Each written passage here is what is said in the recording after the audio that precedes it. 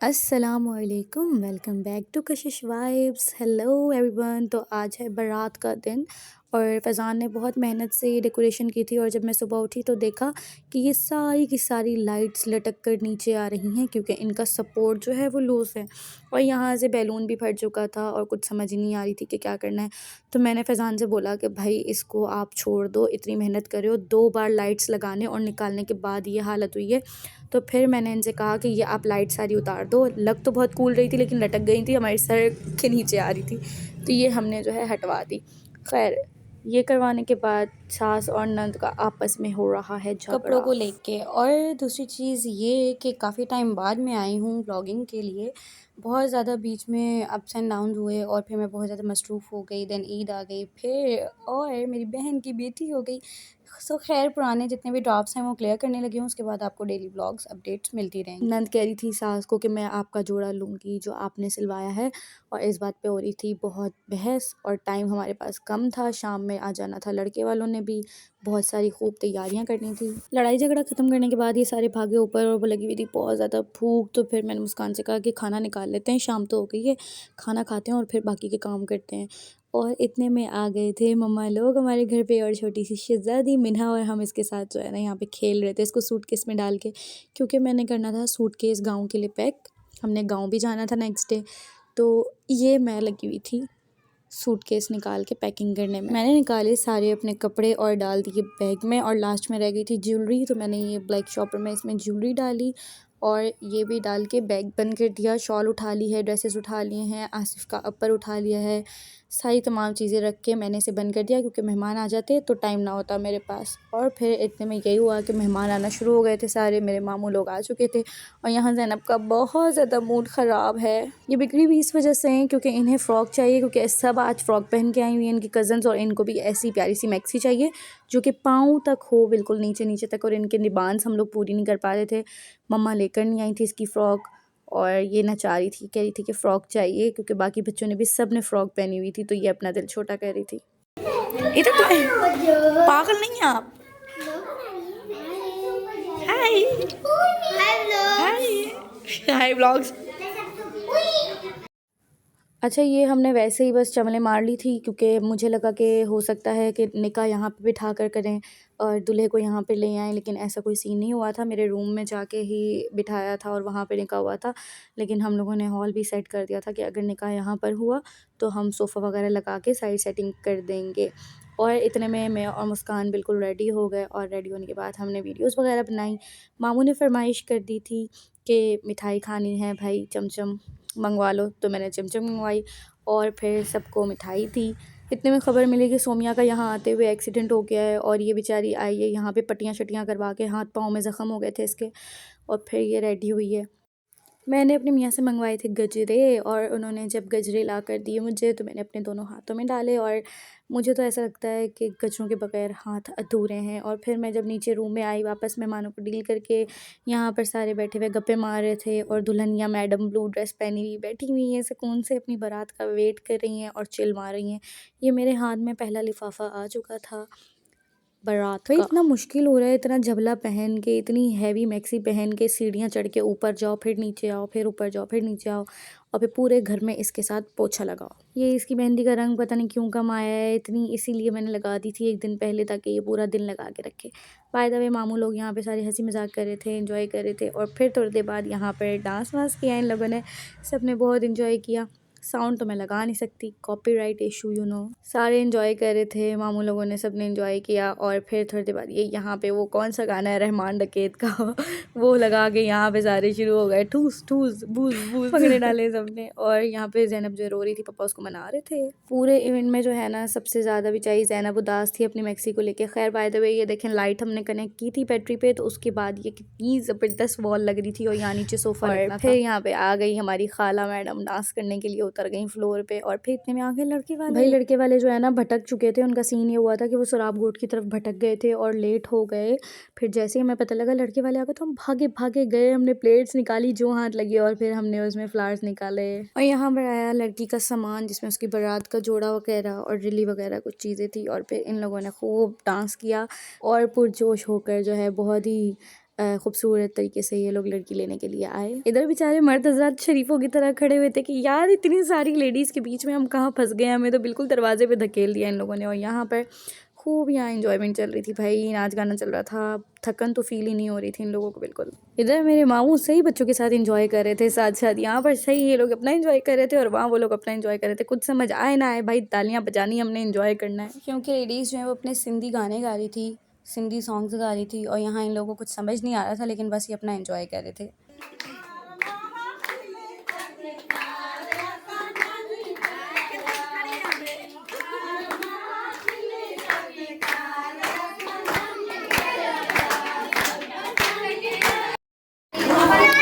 ये देखें हमारे घर की सुघड़ लड़कियाँ, फ़ौरन समेटा समाटी शुरू हो गई। मेरा गला इतना कोई बेकार हुआ है ना इस वक्त, काइंडली इग्नोर कीजिएगा मेरी आवाज़ को। देख खुलने वाली है भाई। कपड़े अच्छे नहीं करे, हेल्प कराऊं? अभी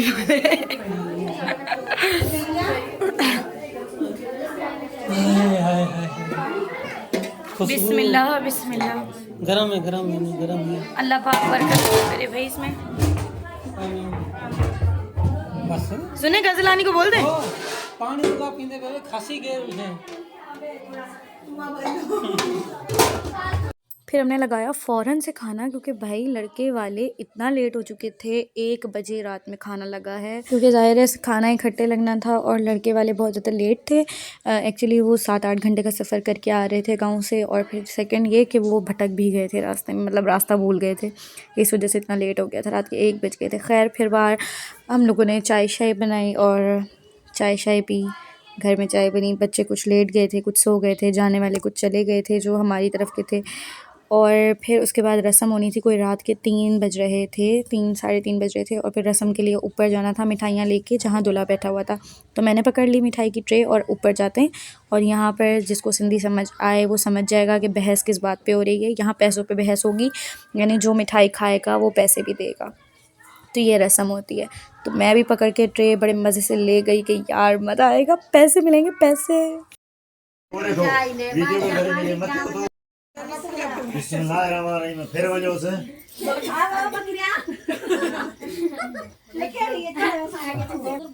रख सब उठन जा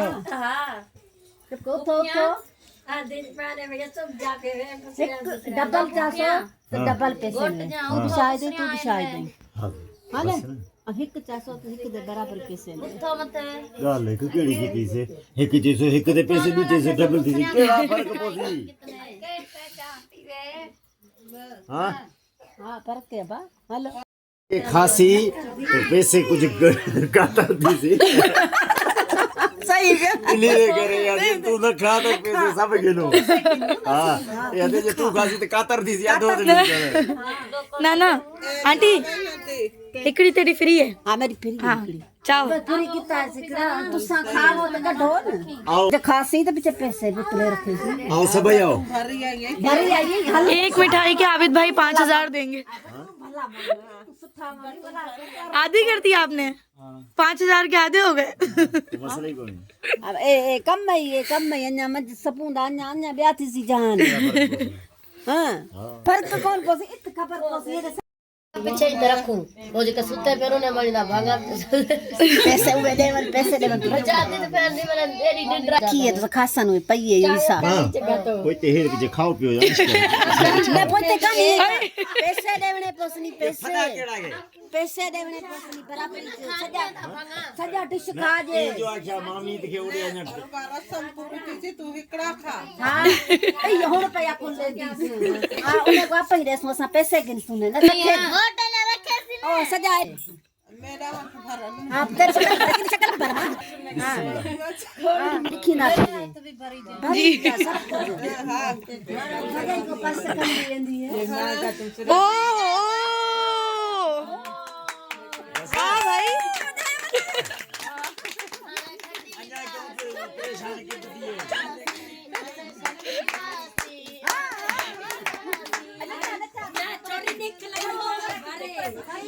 ये सीधा है ये देखो बता मत बोलो वे रखो रखो अपने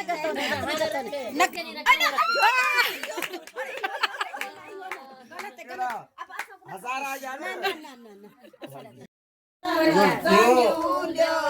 एक दिन नहीं सकती पुलिस पे पहुंची हो गए यार गिने हारे वाला ये के पास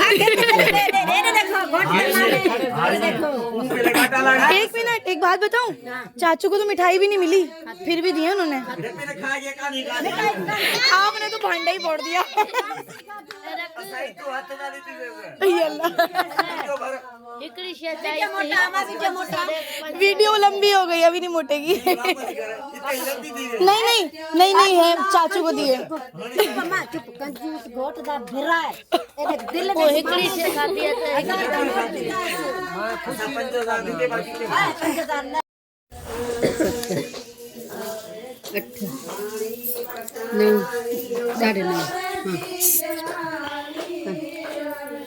ऐसे ही। चावल सब नवारा फरोदा है।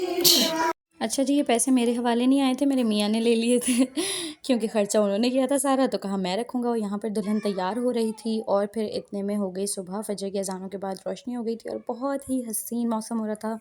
और फिर बुला कर ले आए जी कारी साहब को, क्योंकि सिंधियों में यही होता है कि जो सिंधी इस वक्त ब्लॉग देख रहे होंगे उन्हें पता होगा कि फजर के बाद निकाह होता है। तो सिंधियों में ये होता है कि सारी रात दूल्हे को बिठा के रखते हैं, खूब रस्में होती हैं, नाच गाना होता है, सिंधी सॉन्ग्स गा रही होती हैं औरतें। और फिर उसके बाद हम लोग तो साफ़ बात है इतना नींद में थे, हद से ज़्यादा, इसकी कोई हद नहीं है। खैर बहरहाल दूल्हा और दूल्हे का भाई, दूल्हे के अब्बू और आसिफ़ के चाचू, ये सारे लोग अंदर मेरे रूम में चले गए थे। और फिर कारी साहब को बुलवा लिया था, यहाँ पे कारी साहब निकाह पढ़वा रहे थे और सब खैर खैरियत से मामलात तय हो गए थे। ये हैं दूल्हे के अब्बू और यहाँ पे माशाल्लाह से फ़ाइनली निकाह हो गया और दुल्हन बहुत ज़्यादा हैप्पी थी, बहुत ज़्यादा खुश थी। और ये फ़ाइनल माशाल्लाह से इनका लुक था। निकाह होने के बाद मिठाई वगैरह बांटी गई और मुंह मीठा कराया गया, सब ने मिठाई खाई और ऑलमोस्ट काफ़ी टाइम हो चुका था, सुबह के 7 बज चुके थे। उसके बाद जो रस्में होती हैं निकाह के बाद की, वहाँ ये थी कि शीशा तोड़ता है दूल्हा ना ऊपर, दुल्हन के पास जाने से पहले, दुल्हन के रूम में जाने से पहले, तो कोई कांच की चीज़ होती है, प्रिच वगैरह, वो तोड़ता है। तो दुल्हन ने यहाँ अपने पाँव से ये तोड़ी और उसके बाद अंदर ले गए। अंदर आने के बाद जो रस्म होती है वो ये थी कि दुल्हन की फुप्पो उसके सर पे रख रही थी कॉटन, तेल लगा के, उसमें तेल लगा के या पानी लगा के, और फिर वो जो है ना उड़ानी होती है दूल्हे को। इस तरह कई बार करना होता है। और ये रस्म मुकम्मल होने के बाद बड़ों ने हार पहनाया, दुल्हन को हार डाला। ये दुल्हन के ससुर थे जिन्होंने हार डाला। उसके बाद एक एक करके सारे आते गए, हार डालते गए और अपनी रस्म करते गए। उसके बाद मैंने अपनी नंद को पहनाए गजरे और उसके हाथ खाली खाली हो रहे थे, तो सुबह के टाइम मैंने कहा गजरे पहनाऊँ, ये वैसे ही इतनी पत्तियाँ इसकी निकल रही थी, टूट रही थी, गिर रही थी, तो मैंने कहा रुखसती के टाइम पहने तो ज़्यादा अच्छा लगेगा, क्योंकि दूल्हे से भी उसी टाइम अभी मुलाकात हुई थी सुबह और रात भर तो दूल्हा बस इंतज़ार में था, तो मैंने इसको गजरे। उसके बाद जी सिंधियों में ये रस्म होती है कि अब जैसे दुल्हन के अब्बू हैं, ये सबसे पहले आए और दुल्हन दूल्हा को टकरे लगवा रहे हैं। उसके बाद ये अब आए दूल्हा के अब्बू और ये टकरे लगवा रहे हैं। और इनमें 7 आदमी सिर्फ मर्द आएंगे और वो जो है दुल्हन और दूल्हा की टकरे लगवाएंगे इस तरह से, और ये टकरे लगवाते जाएंगे और एक एक करके जाते जाएंगे। और फिर इन रस्मों के बाद हुई दुआ, और दुआ करवाई दूल्हे के अब्बू ने, क्योंकि दूल्हा ख़ुद भी माशाल्लाह से आलिम हैं और उनके अब्बू भी, तो उन्होंने फिर दुआ करवाई। और दुआ करवाने के बाद मुट्ठी खोलने की रस्म हुई, यानी दुल्हन ने अपनी मुट्ठी ज़ोर से बंद की हुई थी और ये दूल्हे को अपने एक ही हाथ से अपनी पूरी ताकत से खोलनी थी। और हम लोग पीछे उसको सपोर्ट कर रहे थे दुल्हन को कि अपनी मुट्ठी नहीं खोलना, और लड़के वाले जो हैं वो सपोर्ट कर रहे थे लड़के को कि लड़की की मुट्ठी खोल दो। और यहाँ दूल्हा पूरी कोशिश में लगा हुआ था कि मुट्ठी खुल जाए, लेकिन मुट्ठी वो नहीं खोल रही थी, बहुत ज़ोर से उसने बंद की हुई थी। और फाइनली यहाँ पर मुट्ठी देखते हैं खुलती है या नहीं। दूल्हा पूरी कोशिश कर रहा है और दुल्हन ने भी सही मज़बूती से अपना खाया पिया दिखाया हुआ है और सही ताकत लगा के बंद की हुई है। और दूल्हा भाई भी बहुत ही नरमी बरत रहे हैं, लेकिन खैर फाइनली यहाँ पे मुट्ठी खुल गई। उसके बाद हुई मुँह दिखाई की रस्म, और मुँह दिखाई की रस्म में सबसे पहले दुल्हन ने दुल्हन के हाथ में रखे पैसे, वो पैसे लेने के बाद फिर उसने दुल्हन का देखा चेहरा। ये होती हैं सिंधियों की शादी और उसमें कुछ रस्में, और फिर उसके बाद हो गया रुखसती का टाइम, और रुखसती के टाइम दुल्हन का दुपट्टा और दूल्हे के पास जो अजरक होती है वो बांध दी जाती है, उसमें गिठान लगा दी जाती है। और यहाँ पर हो गई रुखसती और सारा कुछ खैर खैरियत से हो गया, खैर खैरियत से निपट गया। और अब हमने जाना है वलीमे के लिए गाँव।